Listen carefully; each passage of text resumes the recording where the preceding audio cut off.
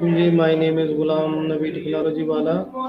We welcome to our studio. Welcome today conversation. In this session, we are going to explore powerful topic: learning from failure, turning step back into opportunity. Failure is something that everyone experience, but we are respond it to define our success. Today, the topic is learning from failure, turning setback into opportunity. Let's go to ChatGPT or ask some very important question with us. I am very happy he with us and answer my questions. How are you?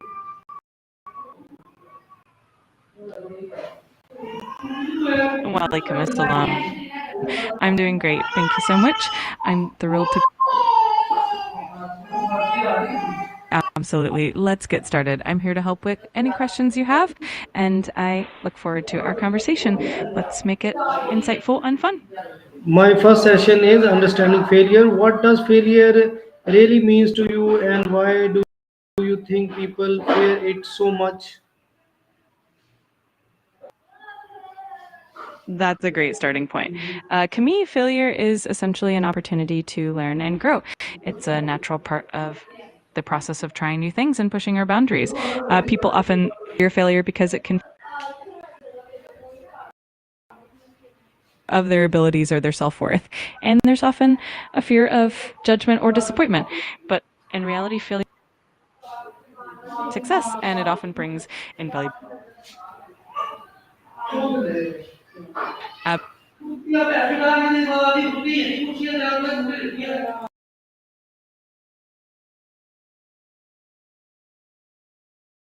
No problem at all. Absolutely. Just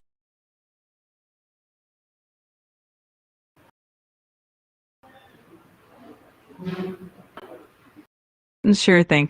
I'm here whenever you need. So just let me. Okay, very well. How can we change our mindset to see failure as a learning experience instead of a defeat?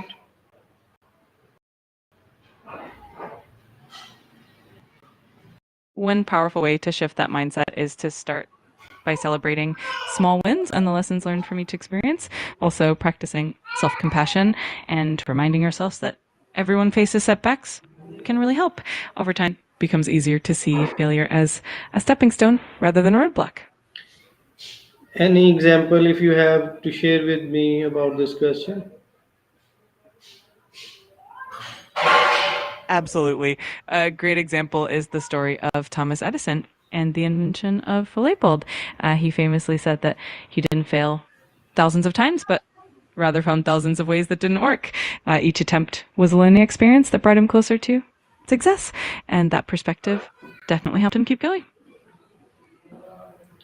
Why is it important to accept failure as a part of the growth process? Accepting failure as part of growth is important because it helps us build resilience and adaptability. It also allows us to learn from our experiences and improve over time. Embracing it reduces the fear of taking risks, which is essential for innovation and achieving long term success. If you have any example, please share with me. Of course, a great example is the journey of Colonel Harland Sanders, the founder of KFC. He faced numerous rejections and failures before his recipe was finally accepted. Each setback helped him refine his approach, and ultimately his persistence led to massive success.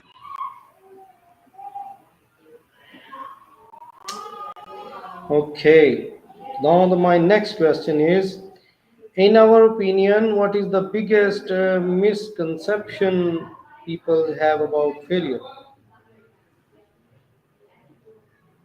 One of the biggest misconceptions is that failure means you're not capable or that you're not good enough. In reality, failure is often just a part of the learning process and a sign that you're pushing boundaries and trying new things. It's not a reflection of your worst, but rather a stepping stone toward growth.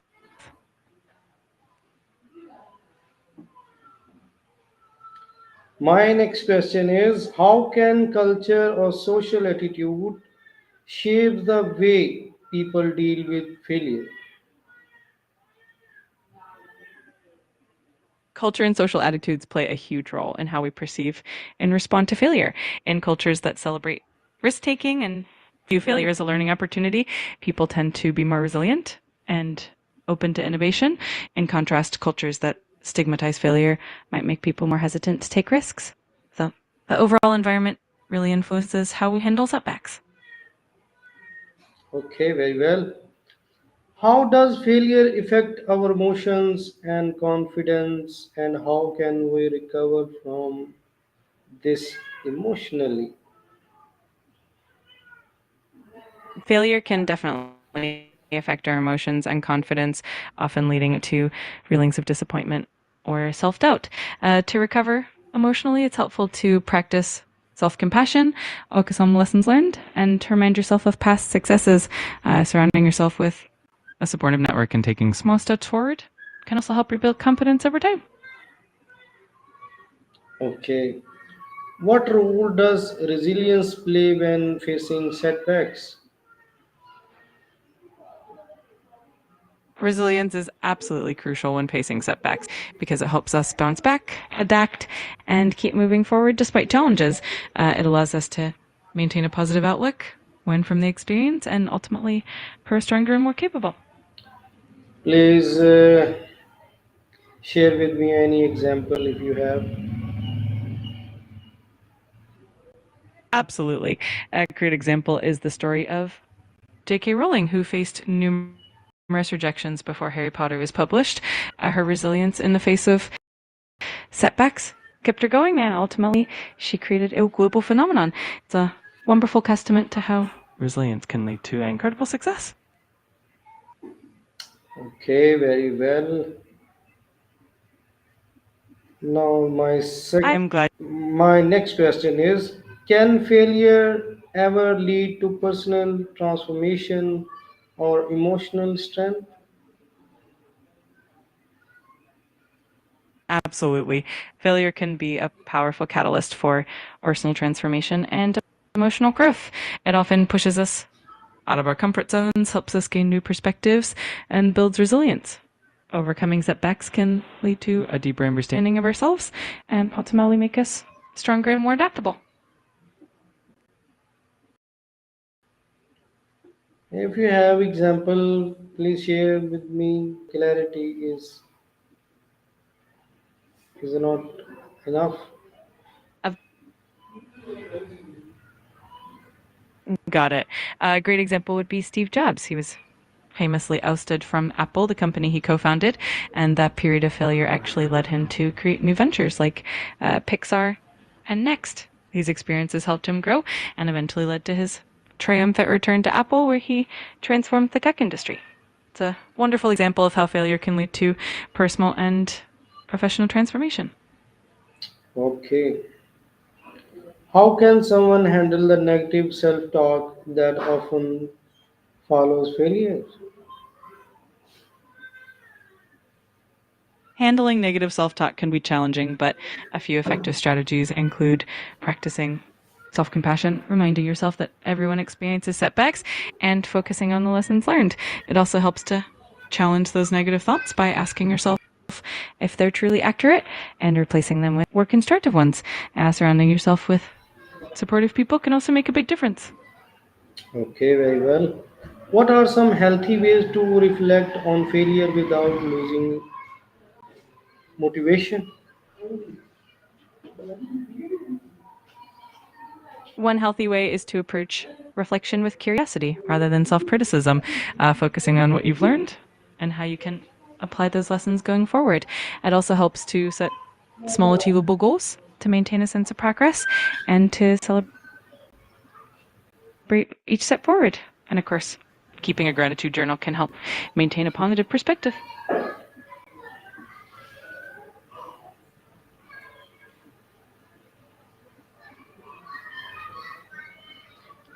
Any example, if you have, please share with me.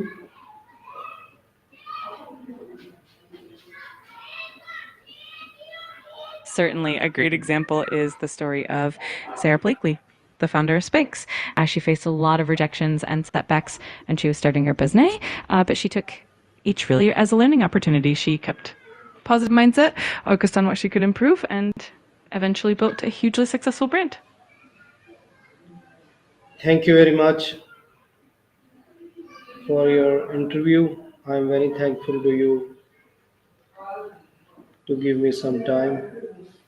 Okay, Allah Hafiz. You're very welcome. I'm truly glad I could help. Thank you for having me, and take care. Allah Hafiz.